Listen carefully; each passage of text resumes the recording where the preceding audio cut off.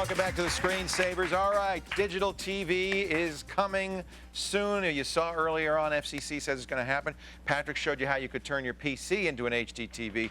But really, for most of us, all this means is it's time to go to the Circuit Cities or the Good Guys or the Best Buys of the world and say, I need a new TV. And if you've tried it, you've probably been overwhelmed. John Johnson is back from hometheaterhifi.com.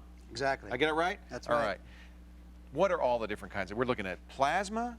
We're looking at what? Tell me all the different kinds of TVs. All right. Well, the most common type is what we've had up to now, which is the CRT. CRT, type, it's a tube. Like a big screen TV with a red, green, and blue picture tubes in type. How big can that get? 10 feet. 10 feet? 10 feet. Oh, they can get big. Right. Okay. And then, but the most common type that I've seen now in the stores, and I just went a couple of days ago, is a 3-panel LCD rear projection. That's what you have at home. That's what I have at home. And you like that? I like it. That Sony makes them. Is it anybody else besides Sony making Oh, those? yeah, sure. Lots of companies? All of the major manufacturers have LCD rear projection big TVs. So they're kind of like this one where it's a, I don't know if you can see, but that's a big rear projection. It's deep, but not that deep. No, not as deep as a CRT, probably. The LCD panel rear projection TVs are only about 18 inches. Not bad. 18 inches deep. Now, when I was at CES in January, the ones I liked the best were DLP, this digital light projection. Right. From, in fact, I've been using one at home that's a projector. Right. Do you like DLPs? Yes, I do. The only problem I found with them is that because DLPs are so expensive, you'll get a projector like this. It only has one DLP panel in it, whereas the LCD types have 3 panels in it, one for each of the colors, red, green, and blue. So you get better color separation, better richness. What does it look like? You get better color separation with the LCD panel, but you get better blacks with a DLP. Oh, that's it. Actually, we have an illustration of how a DLP works. So you can, if we take a look here, you can see it has a color wheel. Is how it separates the red, green, and blue from that one chip. Is that? Right. You have the light source that you can see down at the bottom. That's like a projection bulb. And it goes through a lens which focuses it through a spinning wheel which has red, green, and blue panels on it. And then that bounces off this DMD device, which is part of the DLP. That's like a mirror. It's like a million tiny mirrors which either turn on or off to reflect the image. Oh, so that's in sequence, red, green, and blue. Then that's the dots then of the television. And it goes through the projection lens right onto your screen. Okay. I've been using this, and I like how it looks, but you say the blacks are better, but the color's not as saturated as the LCD panels? Well, because the panel has to project both, all the 3 colors, right. You end up with certain kinds of artifacts, such as the rainbow effect, which some people complain about. Don't tell me about the rainbow. Some people don't I don't want to hear it because it's going to ruin my enjoyment. We've also, there's like LCOS, and there's others. Right.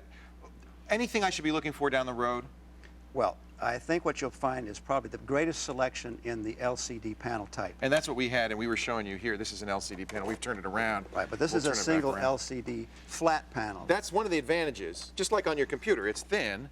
It's very thin. These are expensive, though. Yeah, this one's about $5,000, which is from Zenith. Okay. But it has the right connections for you to view the signal digitally, which we can talk about in a second. Now, Patrick used a word, and I want to actually, we have a caller on the line. What's the caller's name?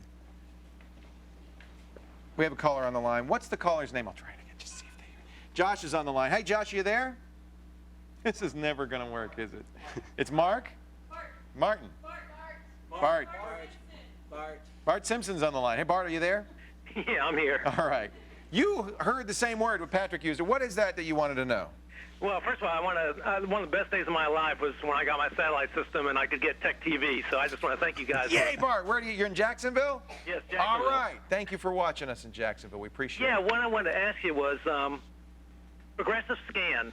That's what the word exactly he does used. that have to do with HD TV and plasma displays and that kind of stuff? Great question. Patrick used it too. What is progressive scan? Well, the way we've been watching TV for the past half a century is what's called interlaced television, and the image is formed by by scanning from left to right, the top light to bottom, moves across the screen, right, draws the screen, goes back up to the top, and it draws 480 lines with conventional television. So it draws the first half and then the second half, odd numbers and even numbers. That's the difference between interlaced and progressive. Is with interlaced TV, first the odd numbered lines 1, 3, 5, 7 up to 479 are drawn, and then the even numbered lines 2, 4, 6, 8 up to 480.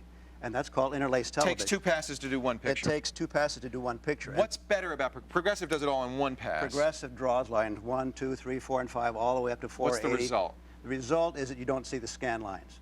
Okay, so I don't see the scan line. In regular TV, do you see scan lines? You'll see the scan lines, particularly in moving images, if you get up close. Okay, you so you get a crisper, more solid picture without any scan lines. That's right. Okay. And one of the aspects of high-definition TV is called 720p.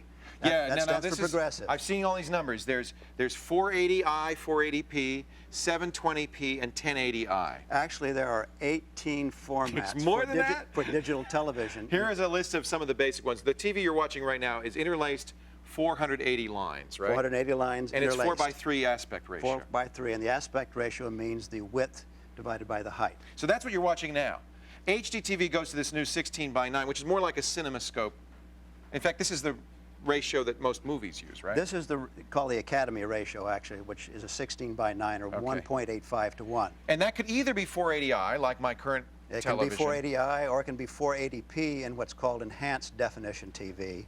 And the two major resolutions you want to be aware of when you're shopping for high-definition TV are 720p, which is progressive scanning, all 720 lines, one after the other, and then 1080i. Which is better, 1080 interlaced or 720 progressive? Well, actually, 720p is the more demanding because all 720 lines are shown at the same time. So you would really want a TV that did 720p. You'll pay for it, too, because that requires the highest scanning That's rate. the gold standard that you're looking for. That's the gold standard. Most of these TVs do 1080i. They will do 1080i, which means half those lines, 540 lines, are shown in one pass, the odd followed by the even. Now let's look also another issue that you're going to, thank you, Bart, that was a great question. I'm glad you asked it.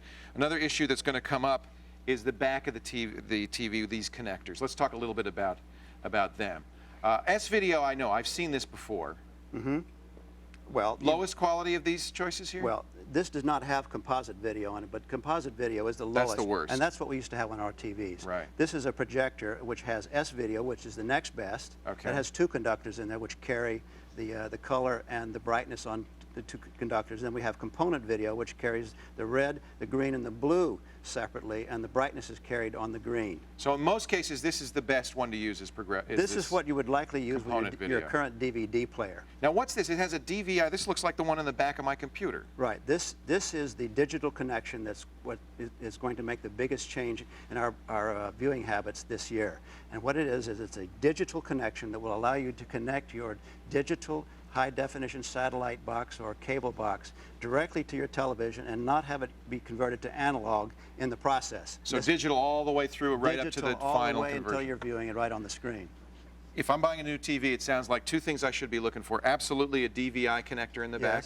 Of course, component. If it has DVI, it'll have component. It's likely to have component. And 1080i minimum, but if I can afford it, 720p. Ask the questions, what is the highest resolution it will show? If it's 480i, it's just a conventional TV. Forget it. If it's 480p, it's an enhanced TV, enhanced definition TV. If it'll show 1080i, it's near the top of the high definition, but if it will actually display 720p, that's the best. And you like the 3 LCD projector panels the best of the choices that are out there right now. I can afford those. I can't. Thank you very much, John. We appreciate it. My pleasure. It's so great. You've made this all clear. Of course, you've got to go to hometheaterhifi.com. There's a lot more to talk about. We just covered the bare bones, but at least we gave us a start, gave it a little start here. Stay where you are, folks. Our final emails and faxes, a few final questions right after this quick break. Thank you. That was good. Did we miss anything?